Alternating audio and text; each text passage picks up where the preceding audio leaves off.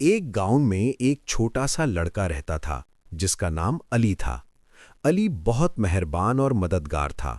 اس کے گھر کے پاس ایک بڑا سا درخت تھا جہاں بہت سے پرندے رہتے تھے۔ علی روز اسکول سے واپس آ کر اس درخت کے نیچے بیٹھ جاتا اور پرندوں کو دانہ ڈالتا۔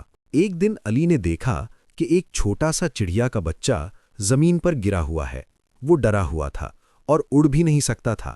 علی نے آہستہ سے اسے اٹھایا اور بولا، ڈرنا مت، میں تمہاری مدد کروں گا۔ علی نے احتیاط سے اس چڑیا کے بچے کو واپس گھونسلے میں رکھ دیا۔ ماں چڑیا اوپر بیٹھی سب دیکھ رہی تھی۔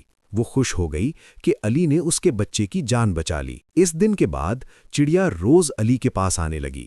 جب علی درخت کے نیچے بیٹھتا تو چڑیا اس کے پاس آ کر چہچہاتی۔ علی کو ایسا لگتا جیسے وہ اس سے باتیں کر رہی ہو۔ ایک دن علی جنگل کے کنارے کھیل رہا تھا۔ اچانک وہ راستہ بھول گیا۔ اب وہ ڈر گیا کیونکہ شام ہونے والی تھی۔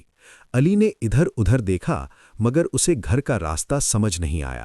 اسی وقت وہی چڑیا آسمان سے اڑتی ہوئی آئی۔ وہ علی کے سامنے اڑ کر چہچہانے لگی اور تھوڑا آگے جا کر بیٹھ گئی۔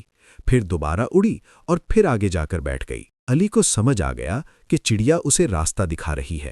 وہ اس کے پیچھے چلتا گیا۔ کچھ دیر بعد علی اپنے گاؤں کے قریب پہنچ گیا۔ اب اسے اپنا گھر نظر آ رہا تھا۔ علی بہت خوش ہوا۔